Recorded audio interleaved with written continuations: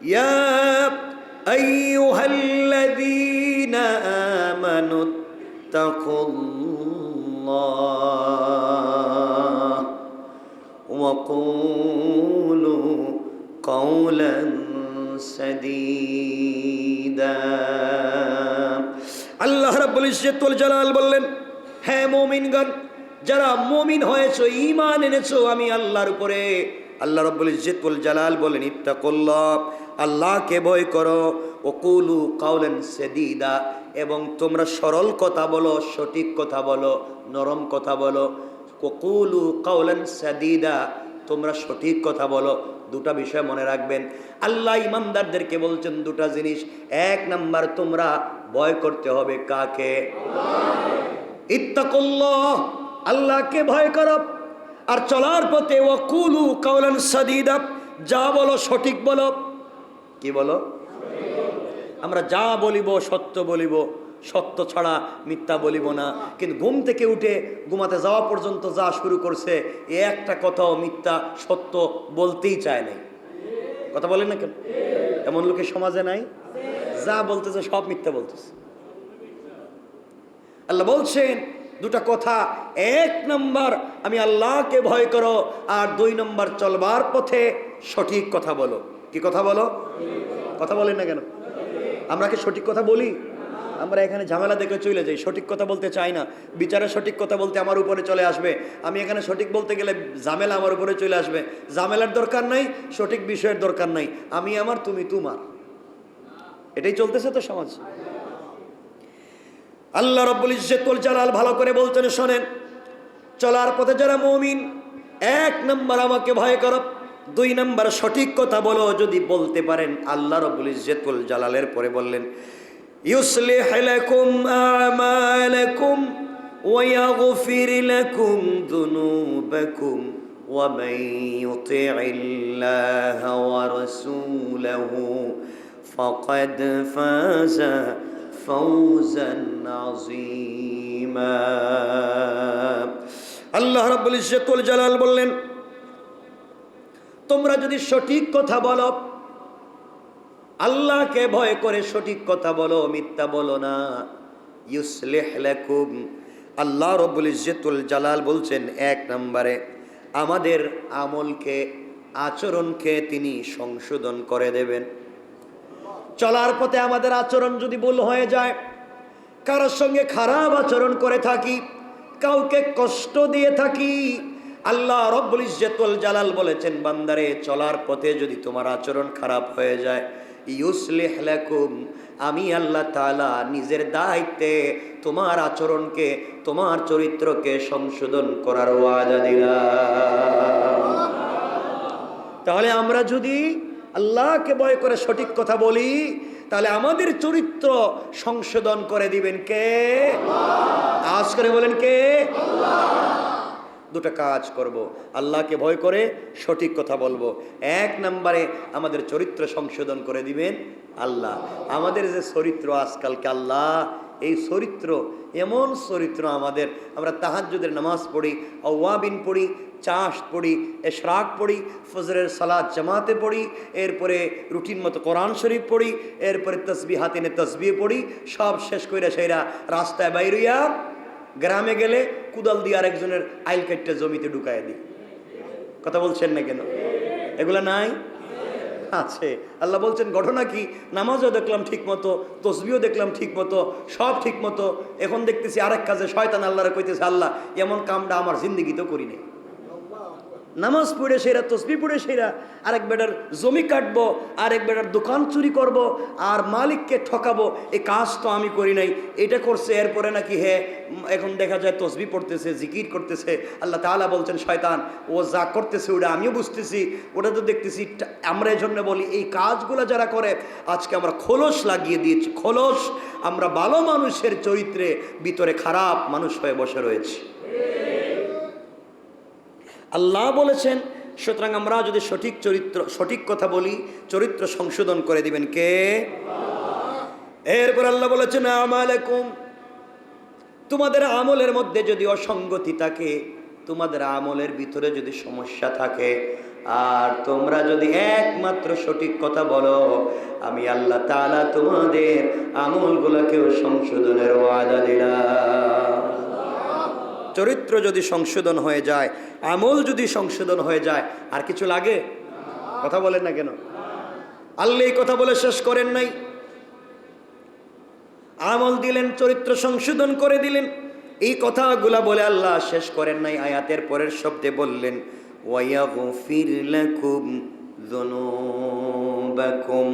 আল্লাহ রাব্বুল ইজ্জতুল জালাল ডাক দিয়া বলছেন, শোনো রে, এবং তোমাদের যত পাপ আছে পৃথিবীতে, শুধুমাত্র সঠিক কথা যদি বলো, সবগুলা পাপকে ক্ষমা করে দেওয়ার ওয়াদা দিলাম। কি চমৎকার কথা! চরিত্র সংশোধন করে দিবেন, আমাদের আমলের ত্রুটি দূর করে দিবেন, এরপরে বলছেন সমস্ত গুনাহকে ক্ষমা করে দিবেন। সুবহানাল্লাহ পড়েন, জোরে বলেন। এরপর আল্লাহ রাব্বুল ইজ্জতুল জালালার একটা শব্দ বলছেন, আমি যে চরিত্র সংশোধন করে দেব, গুনাহ মাফ করে দেব, এরপরে তোমাদেরকে আল্লাহ রাব্বুল ইজ্জতুল জালাল আমলকে পরিবর্তন করে দিবেন। এগুলা দিয়ে শেষ করলেন না, পরের শব্দে আল্লাহ রাব্বুল ইজ্জতুল জালাল বললেন ওয়ামান ইউতিইল্লাহ ওয়া রাসূলাহু ফাকাদ ফাযা ফাওজান আযীমা। আল্লাহ রাব্বুল ইজ্জতুল জালাল বললেন, আল্লাহ এবং তার রাসূলের আনুগত্য যে কেউ করলে, যে কেউ যখন আল্লাহ এবং তার রাসূলের আনুগত্য করবে, সে অবশ্যই অবশ্যই দুনিয়া সাফল্য অর্জন করবে, আর ইন্তেকালের পরে আমার তৈরি জান্নাতে চলে যাবে। পড়েন সুবহানাল্লাহ। আল্লাহ রাব্বুল ইজ্জতুল জালাল বুঝাতে চাইলেন, কেউ যদি আল্লাহকে ভয় করে আর সঠিক কথা বলে, আল্লাহ বললেন এক নম্বরে বললেন তার চরিত্র সংশোধন করবেন, দুই নম্বরে বললেন তার আমলের মধ্যে পরিবর্তন সমস্যা থাকলে আমলকে পরিবর্তন করে দিবেন, তিন নম্বর বললেন তার পাপগুলাকে ক্ষমা করে দিবেন, এরপরে চার নম্বরে বললেন ওগুলা করে যদি আল্লাহ এবং রাসূলের আনুগত্য করতে পারে, দুনিয়ায়ও তাকে সফলতা অর্জন করাইয়া দিবেন আল্লাহ, আর আখিরাতে তার জন্য রেখে দিয়েছে আল্লাহর তৈরি জান্নাত। বলেন সুবহানাল্লাহ। আর কি চাই এই পৃথিবীতে? আর কি লাগবে? একজন মানুষের চলার পথে আর কিছু লাগবে না। কিন্তু আজকালকে আমরা জীবন কষ্ট করে যাচ্ছি, আমরা শুধু কাজ করে যাচ্ছি, আমরা শুধু দুনিয়া দুনিয়া দুনিয়া করে যাচ্ছি। মনে রাখবেন, যারা কষ্ট করছেন এই পৃথিবীতে, দুনিয়া নিয়ে হোক আখিরাত নিয়ে হোক, যারা এই পৃথিবীতে কষ্ট করে, আল্লাহ তাদেরকে বিফল করেন না, আল্লাহ তাদেরকে সফলতা দান করেন। এই জন্য জোয়ান যারা এখানে আছো, জোয়ান যারা এখানে বসে আছো, তোমাদেরকে আমি বলছি, তোমাদের বয়স হচ্ছে, কলেজে পড়ছো, ইউনিভার্সিটিতে পড়ছো, কি কাজ করছো, কেরিয়ার গড়তে চাও, জীবনকে ভবিষ্যৎকে সুন্দর করতে চাও, মনে রাখবা কেরিয়ার গড়ার বয়সে কখনো নিজের চেহারার দিকে তাকাতে নাই। কথা কি বুঝতে পেরেছেন? আমার কথা বুঝতে পারলেন? আপনি যদি পৃথিবীতে সফল হতে চান, সাকসেস একজন পার্সন হতে চান, দুনিয়ায় হোক আর আখিরাতে হোক, আবার বলছি এই পৃথিবীতে যদি একজন সাকসেসফুল ম্যান আপনি হতে চান, তাহলে কেরিয়ার গড়ার বয়সে আপনি আপনার চেহারার দিকে তাকাবেন না। আমার কথা কি বুঝতে পেরেছেন? আবারও বলছি, কেরিয়ার গড়ার বয়সে আপনি আপনার চেহারার দিকে তাকাতে নাই, কারণ ভালো চেহারা, ভালো কেরিয়ার হলে চেহারা অটোমেটিক ভালো হয়ে যায়। কথা বলেন না কেন? কেরিয়ার যদি ভালো হয় তাহলে চেহারা এমনি এমনি ভালো হয়ে যায়। ঠিক বললাম না? খারাপ বললাম? আর কেরিয়ার যদি ভালো না হয়, অনেক সুন্দর চেহারাও বিনষ্ট হয়ে যায়। কথা বলছেন না কেন? সুতরাং কেরিয়ার গড়ার বয়সে সফলতার জিন্দগিতে তুমি ঘুমিয়ে ঘুমিয়ে কাটিয়ে দিও না। আমার কষ্ট হয়, আমার লজ্জা হয়, আমার নিজের অনুশোচনা হয় জওয়ানদেরকে দেখলে, তারা কেমনে ঘুমিয়ে ঘুমিয়ে এই বয়সটা কাটিয়ে দেয়। এটা তো ঘুমানোর বয়স না, এটা তোমার জিন্দগিকে গড়বার বয়স। কথা বলছে না? আমরা তো যার বয়স 60 বছর, একটা হিসাব করেন তো দেখি আমরা প্রতিদিন কয় ঘন্টা ঘুমাই? গড়ে রাত দিনে মিলাইয়া 8 ঘন্টা তো ঘুমাই। রাত দিনে মিলে কমপক্ষে 8 ঘন্টা তো ঘুমানি, আরও বেশি ঘুমাই। অনেকে তো এখন তো ঘুমাচ্ছে না, 20 বছর বয়স হতো 24 ঘন্টার 20 ঘন্টাই ঘুমাইছে, হয়তো হতে পারে না? হতে পারে। আমি জানতে চাই যার বয়স 20 বছর, সেই বেচারা, যার বয়স 60 বছর, সে যদি প্রতিদিন 8 ঘন্টা ঘুমায়, তাহলে 24 ঘন্টার কয় ভাগের 1 ভাগ? 3 ভাগের 1 ভাগ। আবার বলছি, যেই ব্যক্তি 8 ঘন্টা প্রতিদিন ঘুমায়, তার বয়স যদি 60 বছর হয়, আর 3 ভাগের 1 ভাগ দিনের যদি 8 ঘন্টা হয়, তাহলে 60-এর 3 ভাগের 1 ভাগ কত? তাহলে একটা লোক নির্বেজাল খালি ঘুমাইছে 20 বছর। আপনারা, এই যে আপনারা শুধু ঘুমাইছেন 20 বছর, আমি মিথ্যা বলছি? 60 বছর জিন্দেগির 20 বছর শুধু ঘুমাইলেন, আপনার সফলতা কোথায়? আর বাকি কেরিয়ার করবার জন্যে, স্টুডেন্ট লাইফ পড়বার জন্যে আরো 20 বছর কাটাইয়া দিলেন। কত হইল? চাকরি আর পড়া করতে করতে 20 40 আছে 20 আছে কত? বিয়ে শাদী করবেন, দেখবেন আপনি বিয়ে করছেন, আপনার বয়স যখন 58 বছর, আপনার বাচ্চার বয়স 1.5 মাস। ওটা দিয়ে আপনি কি করবেন? আপনি তো মরার সময় হয়েছে। অনেকের হয়ও না।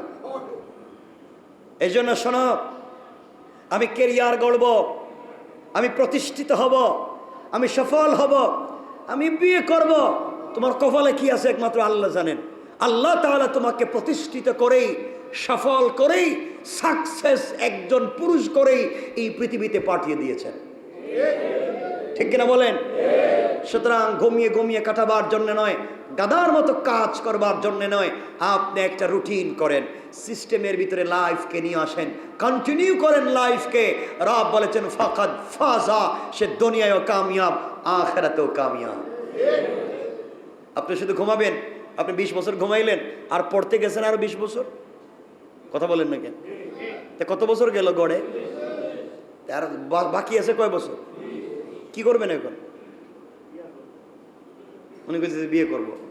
তুমি বিয়ে করো আর নাই করো, কেউ চাকরি করবে, ঘর বাড়ি বানাইবো, দেখবেন 50 বছর হয়েছে, বেটা 40 বছর জাপানে ছিল, ইউরোপ আমেরিকা ছিল, জিন্দগি কাটাইয়া 50 বছর বয়সে টাকা পয়সা নিয়ে বাড়িতে আসছে, এটা বাড়ি বানাইবো। বাড়ি বানানোর কাজ চলতেছে, গাদার মতো যৌবনকালে কাজ করেছে, এখন মেরুদণ্ড ব্যথা, ডায়াবেটিস, হাই প্রেশার, কথা বলেন না কেন, কোলেস্টেরল, রোগের শেষ নাই। 40 বছর ইনকাম করে যা পয়সা জমাইছিল বডির পিছনে, এখন এই টাকা খরচ করতেছে। কথা বলেন না কেন? যা ইনকাম করছিলেন এতদিনে, এখন এই বডিকে ঠিক রাখতে গিয়ে সব শেষ করে ফেললেন। এই জন্য আমি বলছি না আপনাদেরকে গাধার মতো রাত দিন কাজ করতে।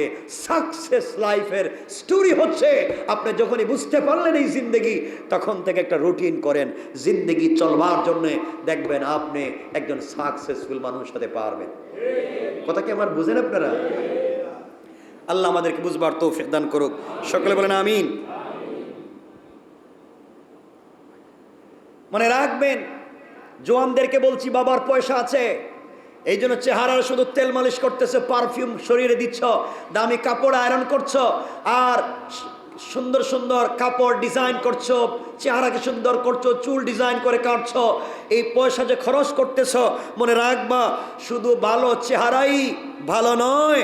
মনে রাখবা একজন মানুষের চেহারা সব সময় দাম ভালো নাও থাকতে পারে, কিন্তু যদি ভালো একটা কেরিয়ার গড়তে পারেন, সর্বকালে সব সময় এই কেরিয়ারের দাম থাকবে।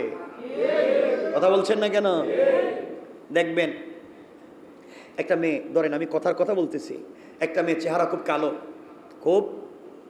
কালো, মানে কালো বলতে অনেক কালো চেহারা, ছেলের চেহারা বা একটা মেয়ের ছেলের চেহারা ধরলাম, অনেক কালো।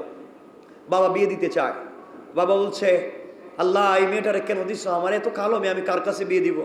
যত ছেলে দেখতে আসে বলছে এই মেয়েকে বিয়ে করে লাভ কিনে নিয়ে কী করতাম, এত কালো, আমাকে 30 লাখ টাকা দেওয়া লাগবে, 40 লাখ টাকা দেওয়া লাগবে, যৌতুক দেওয়া লাগবে, নচেত এই কালো মেয়েকে বিয়ে করবো না। মেয়ে সিদ্ধান্ত নিল আমার চেহারা ভালো নাও হতে পারে, আমি কেরিয়ার দেখবো সাকসেস করা যায় কিনা। মেয়ে আস্তে আস্তে করে কষ্ট করে পড়ালেখা করতে করতে BCS ক্যাডার হয়ে গেল। কি হইল? BCS cadre. ওই যেই বেচারা 30 লক্ষ টাকা যৌতুক চাইছিল, দেখবেন সকালবেলা মিষ্টির ট্রাক লইয়া বাড়িতে হাজির। কথা কন না কেন? কষে আর দরকার নাই, চেহারার দরকারে আমি 10 লাখ টাকা দিব এরপরে বিয়ে করতে চাই। এখন কি এই চেহারা বিয়ে করতে চায় না ক্যারিয়ার? কথা বলেন। এই জন্য বলতে চাই, আবারও বলছি এই কথা, ক্যারিয়ারকে যদি সাকসেস করতে পারেন লাইফ স্টোরি সাকসেস হয়ে যাবে।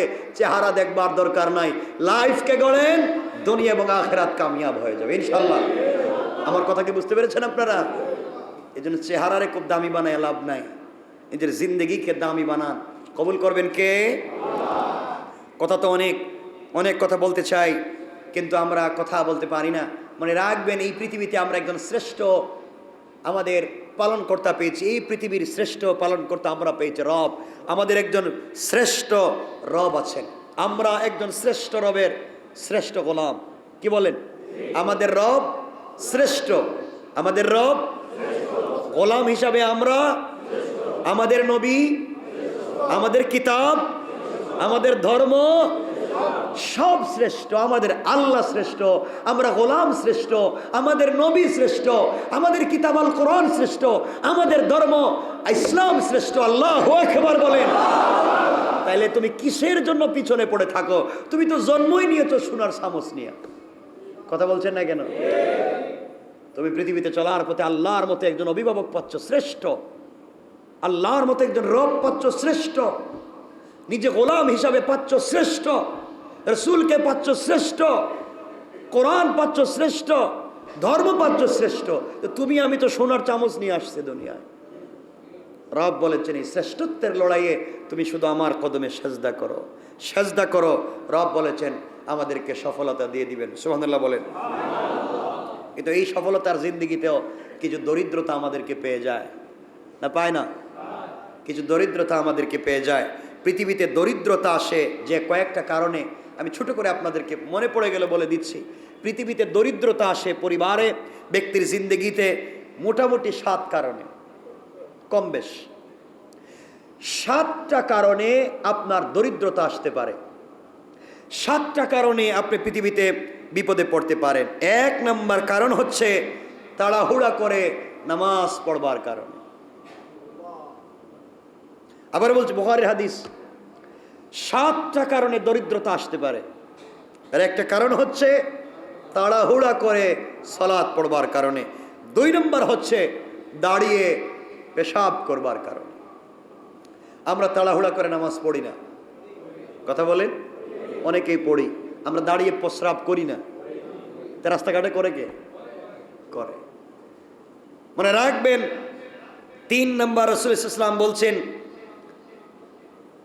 সব থেকে বড় দরিদ্রতা যে কারণে আসে সেটা হচ্ছে পেশাবের জায়গায় দাঁড়িয়ে দাঁড়িয়ে অজু করবার কারণে। আপনারা কি বুঝছেন আমার কথা? এখনো যেখানে পেশাব করেছে ওখানে দাঁড়িয়ে অজু করতেছে, এই লোকটা পবিত্র হওয়ার সম্ভাবনা নেই। কিন্তু আজকালকের যে আমাদের বাথরুমগুলো আছে, ওয়াশরুমগুলো আছে, বাথটবগুলো আছে, ওটা তো আলাদা আলাদা অনেক জায়গা, আলাদা আলাদা না, উঁচা নিচা ভাঁজ করা আছে, এটা এক জায়গা, আলাদা আলাদা অনেক জায়গা আছে দেখবেন ওই একটাই, কিন্তু আপনি ওখানে প্রস্রাব। এটার বলার উদ্দেশ্য আছে, আমার উদ্দেশ্য হচ্ছে আমি বলতে চাচ্ছি না আপনাদেরকে যে শুধু কমেডে প্রস্রাব করেছে আর ওখানে দাঁড়িয়ে বোধ অজু করেছে, আমি এটা বুঝাচ্ছি না। আমি বুঝাচ্ছি আমাদের আজকের এই সোসাইটিতে এমন হয়ে গিয়েছে, কমোড বাদ দেন, যেখানে ও গোসল করে ওখানে অনেকেই পেশাব করে। এখন তো ফরিস্তার মতো বসে রয়েছেন, কোনো কথা বলতেছেন না। আপনারা ফরিস্তা হইলে কি আর না হইলে কি, আমি তো পাবলিক, আমিও বুঝি কিছু, আমি মানুষকে চিনি। আজকালকে যেখানে ও নামাজ গোসল করে, যেখানে দাঁড়িয়ে গোসল করে, যেখানে অজু করে, মাঝে মাঝে ওখানে বসেও পেশাব করে। এটাই বোঝাচ্ছেন রাসূল পাক ইসলাম যে ওই জায়গায় যদি কেউ পেশাব করে তাহলে এই জায়গায় তো অজুও করে, এই জায়গায় তো গোসলও করে, এই জায়গায় পেশাব করলো, তাহলে এই জায়গাকে নাপাক করলো। এর কারণে সর্বপ্রথম যে আযাবের সম্মুখীন হবে সে তো ইন্তেকালের সময়, সাকারাতের সময় খুব কঠিন শাস্তি পাবে, কঠিন শাস্তি পাবে। কবরের সব থেকে বড় কঠিন শাস্তি হবে পেশাব থেকে পবিত্রতা না অর্জন করার কারণে। আর আল্লাহ বলছেন সে দুনিয়ায় পাবে দারিদ্রতার আযাব। কথা বুঝতে পেরেছেন আমার? কয়টা বলছি? 3টা। 4 নাম্বার হচ্ছে দাঁড়িয়ে দাঁড়িয়ে পানি পান করবার কারণে। দরিদ্রতা আসে, আমরা তো দাঁড়িয়ে পানি পানি করি। আল্লাহর ওয়াস্তে দাঁড়িয়ে দাঁড়িয়ে, জমজমের পানির কথা বলছি না, আমি সাধারণ পানির কথা বলছি। দাঁড়িয়ে দাঁড়িয়ে যারা পানি পান করে, এই কারণে তাদের অসচ্ছলতা আসতে পারে, দরিদ্রতা আসতে পারে। 5 নম্বর, এটা অপরাধ। হাদিসে কয়েকটা ভাষায় রাসূল বলেছেন 5 নম্বর যে কারণে দরিদ্রতা আসতে পারে, এর একটা বড় কারণ হচ্ছে ফু দিয়ে বাতি নিভিয়ে দেওয়ার কারণে। বাতি জ্বালাই না অনেক সময় অনেক কাজে, ফু দিয়ে নিভিয়ে দিচ্ছেন। ফু দিবেন না, কারণ ইব্রাহিম আলাইহিস সালাতু ওয়াস সালাম যখন আগুনে ছিলেন, তখন কিছু প্রাণী ফু দিয়ে আগুনকে জ্বালিয়ে দিতে চাইছিল, আগুনকে বাড়িয়ে দিতে চাইছিল। রাসূল পাক বলেছেন, তোমরা ফু দিয়ে বাতি নিভাবে না, হাত দিয়ে ইশারা করে নিভাও, কোনো জিনিস দিয়ে নিভাও, নিজের মুখ দিয়া, নিজের মুখের অক্সিজেন দিয়া বাতি নিভাতে যাইও না। কথা কি আমার বুঝেন আপনারা? কয়টা বলছি? 5টা। 6 নম্বরে যে কারণে দারিদ্রতা আসতে পারে, দাঁত দিয়ে নখ কাটার কারণে। দাঁত দিয়ে নখ কাটার কারণে।